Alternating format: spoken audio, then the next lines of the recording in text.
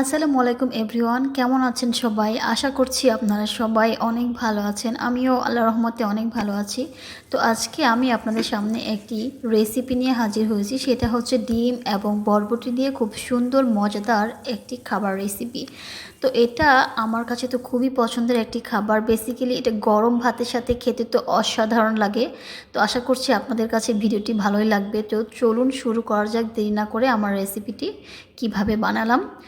তো এজন্য আমি প্রথমে প্যানে কিছুটা তেল গরম করে নিয়েছিলাম। তো তেল গরম করে এটার মধ্যে বরবটিগুলোর মধ্যে একটু লবণ ছিটিয়ে বরবটিগুলোকে ভেজে নিয়েছি হালকা করে, এবং বরবটির কালারগুলো যেন সবুজ সবুজ থাকে, তাহলে দেখতে ভালো লাগে এবং খেতেও ভালো লাগে, খুব সুন্দর লাগে।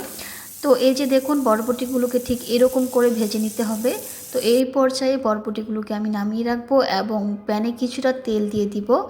তেলের মধ্যে পেঁয়াজ এবং রসুনগুলোকে এরকম বাদামি বাদামি করে ভেজে নিব। তো বাদামি করে ভেজে নেওয়ার পর আমি কিছু টমেটো কুচি দিয়ে দিয়েছি।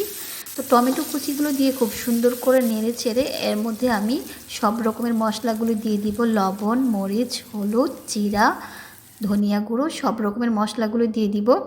তো এর মধ্যে আবার আমি কিছুটা খানিকটা সয়া সসও অ্যাড করেছিলাম, সেটা পরবর্তীতে আপনাদেরকে বলে দেব। তো এই পর্যায়ে মশলাগুলোকে খুব সুন্দর করে নেড়ে চেড়ে একটু কষিয়ে নিতে হবে। একটু ঢেকে দিলে আসলে টমেটোগুলো খুব সুন্দর করে সেদ্ধ হয়ে যায়, এই জন্য আমি একটু ঢেকে দিয়েছিলাম।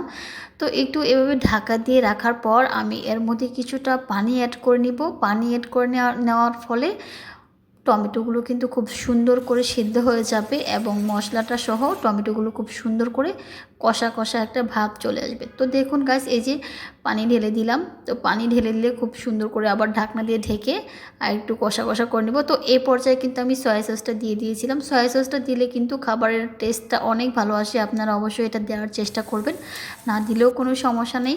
তো এই যে এই পর্যায়ে বলক উঠে গেলে আমি ডিমগুলোকে দিয়ে দিব। তো এই যে দেখুন, আমি ডিমগুলোকে দিয়ে দিলাম। ডিমগুলোকে দিয়ে একটু ঢেকে দিতে হবে যাতে ডিমগুলো প্রপারলি সিদ্ধ হয়ে যায়। তো এই যে দেখুন, ডিমগুলো দেওয়ার পর একটা সুন্দর কালার আসছে এখন দেখতে। তো এই পর্যায়ে আমি আবার ঢাকনা দিয়ে ঢেকে দিব। ঢেকে দেওয়ার পর ডিমগুলো খুব সুন্দর করে সেদ্ধ হতে থাকবো।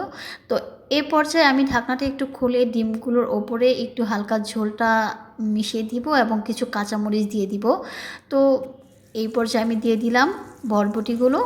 তো বরবটিগুলো দিয়ে দিতে হবে এই পর্যায়ে, কারণ মশলাটা অনেকটা কষানো হয়ে গেছে এবং ঝোলটাও অনেকখানি টেনে এসেছে। তো এই পর্যায়ে বরবটিগুলো দিয়ে আবার খুব সুন্দর করে ঢেকে দিতে হবে।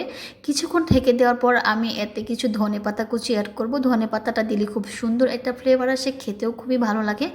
তো আপনারা যদি কেউ ধনেপাতা খেতে পছন্দ না করেন, সেক্ষেত্রে আপনারা স্কিপও করতে পারেন। তো এরপর আরেকটু ঢেকে দিতে হবে। ঢেকে দিলে কিন্তু আমার রান্নাটা তৈরি হয়ে যাবে। তো আমি আসলে মূলত চেষ্টা করি হাতের কাছের উপকরণ দিয়ে একটু ভিন্ন রকম খাবার কোনো রেসিপি বানানোর, সেই চিন্তা থেকে আমার এই রেসিপিটি করা আর কি। তো এই যে আমার রেসিপিটি কিন্তু একদমই শেষ হয়ে গিয়েছে রান্না করা এই পর্যায়ে। তো আজকের ভিডিওটি এই পর্যন্তই।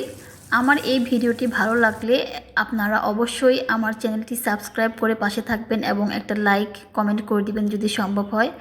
তো সবাই ভালো থাকবেন, সুস্থ থাকবেন, সেই কামনা নিয়ে আজকে শেষ করছি। আসসালামু আলাইকুম, আল্লাহ হাফিজ।